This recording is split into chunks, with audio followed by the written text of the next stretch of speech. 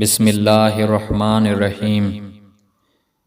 کہتے ہیں ایک بادشاہ کے کئی بیٹے تھے، ان میں ایک کوتاہ قد اور معمولی شکل صورت کا تھا، اور اس وجہ سے اسے اپنے باپ کی ویسی توجہ اور شفقت حاصل نہ تھی جیسی اس کے دوسرے بھائیوں کو حاصل تھی۔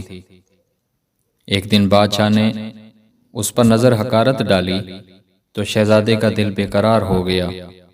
اس نے اپنے باپ سے کہا، بے شک انسان کی شکل صورت بھی لائق توجہ ہوتی ہے، لیکن سچ یہ ہے کہ انسانیت کا اصلی جوہر انسان کی ذاتی خوبیاں اور حسن سیرت ہے۔ پس اے والد محترم، حقیر جان کر مجھے نظر انداز نہ فرمائیے، بلکہ میری ان خوبیوں پر نظر ڈالیے جو اللہ پاک نے مجھے بخشی ہیں۔ اپنے بھائیوں کے مقابلے میں بے شک میں کم رو اور پست قامت ہوں، لیکن خدا نے اپنے خاص فضل سے مجھے شجاعت جوہر بخشا ہے۔ دشمن مقابلے پر آئے تو اس پر شیر کی طرح جھپٹتا ہوں، اور اس وقت تک میدان جنگ سے باہر قدم نہیں نکالتا جب تک دشمن کو بالکل تباہ نہ کر دوں۔ بادشاہ نے اپنے بیٹے کی ان باتوں پر غور کرنے کی ضرورت محسوس نہ کی۔ وہ یوں مسکرایا جیسے کسی نادان کی بات سن کر مسکراتے ہیں۔ اس کے بھائیوں نے کھلم کھلا اس کا مذاق اڑایا۔ خیر، یہ بات آئی گئی ہو گئی۔ یہ شہزادہ پہلے کی طرح زندگی گزارتا رہا، لیکن پھر کرنا خدا کا کیا ہوا کہ طاقتور پڑوسی بادشاہ نے اس ملک کے بادشاہ پر حملہ کر دیا۔ عیش و عشرت میں زندگی گزارنے والے شہزادے تو اس فکر میں پڑ گئے کہ اب ان کی جانیں کس طرح بچیں گی، لیکن چھوٹے قد والا شہزادہ اپنے گھوڑے پر سوار ہو کر دشمن کے لشکر میں جا گھسا اور اپنی تیز تلوار سے کتنے ہی سپاہیوں کو قتل کر دیا۔ بادشاہ کو اس کی شجاعت کا حال معلوم ہوا تو اس کا بھی حوصلہ بڑھا اور وہ مقابلے کے لیے نکلا۔ بیان کیا جاتا ہے کہ حملہ کرنے والے بادشاہ کے سپاہیوں کی تعداد بہت زیادہ تھی۔ گھمسان کی لڑائی شروع ہونے کے بعد دشمن کا دباؤ بڑھنے لگا اور بادشاہ کی فوج کے سپاہی اپنی صفیں توڑ کر بھاگنے لگے۔ شہزادے نے یہ حالت دیکھی تو وہ گھوڑا بڑھا کر آگے آیا اور بھاگنے والوں کو غیرت دلائی، بہادرو ہمت سے کام لو، دشمن کا خاتمہ کر دو۔ یاد رکھو، میدان جنگ سے بھاگنے والے مرد کہلانے کے حقدار نہیں، انہیں عورتوں کا لباس پہن کر گھروں میں بیٹھ جانا چاہیے۔ شہزادے کی تقریر سن کر بھاگتے ہوئے سپاہی پلٹ آئے اور غصے میں بھر کر انہوں نے ایسا زوردار حملہ کیا کہ دشمن فوج میدان جنگ سے فرار ہونے پر مجبور ہو گئی۔ بادشاہ اپنے بیٹے کی بہادری دیکھ کر بہت خوش ہوا۔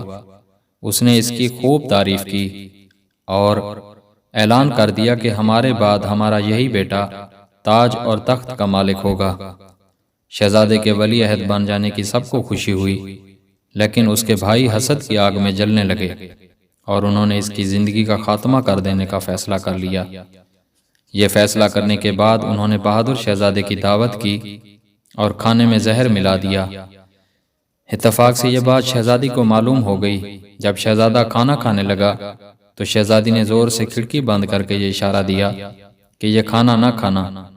صورتحال سے آگاہ ہو کر بہادر شہزادے نے کھانے سے ہاتھ کھینچ لیا اور اپنے حاسد بھائیوں سے کہا، مجھے یہ عزت میری خوبیوں کی وجہ سے حاصل ہوئی ہے، اگر میں مر بھی جاؤں تو تم میری جگہ نہ لے سکو گے، کیونکہ تمہارے اندر کوئی بھلائی نہیں۔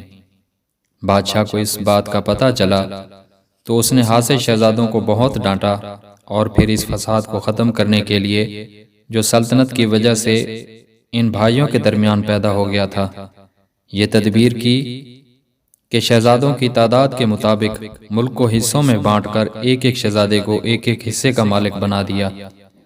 بہادر شہزادے نے اس فیصلے کو دل سے قبول کر لیا۔ ایک نان خشک بھی پائے اگر مرد خدا، بانٹ کر کھائے اسے یہ ہوگی اس کے دل میں چاہ۔ اوڑھ لیں گے ایک گدڑی مل کے کتنے ہی فقیر، رہ نہیں سکتے مگر ایک ملک میں دو بادشاہ۔ وضاحت: اس حکایت میں حضرت شیخ سعدی رحمۃ اللہ علیہ نے سچی کامیابی اور حقیقی مسرت حاصل کرنے کے دو اہم گر بتائے ہیں۔ پہلا یہ کہ صحیح معنوں میں کامیابی و کامرانی انسان کی اعلیٰ ذاتی صفات سے حاصل ہوتی ہے۔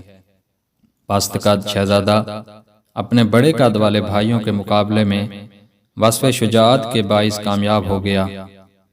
دوسرے یہ کہ سچی راحت اسی وقت حاصل ہو سکتی ہے جب انسان اپنے حق کی حفاظت کرنے کے ساتھ دوسروں کے حقوق بھی تسلیم کرے اور اپنے دل و دماغ کو حرص سے پاک کرے، جیسا کہ درویشوں کا دستور ہے۔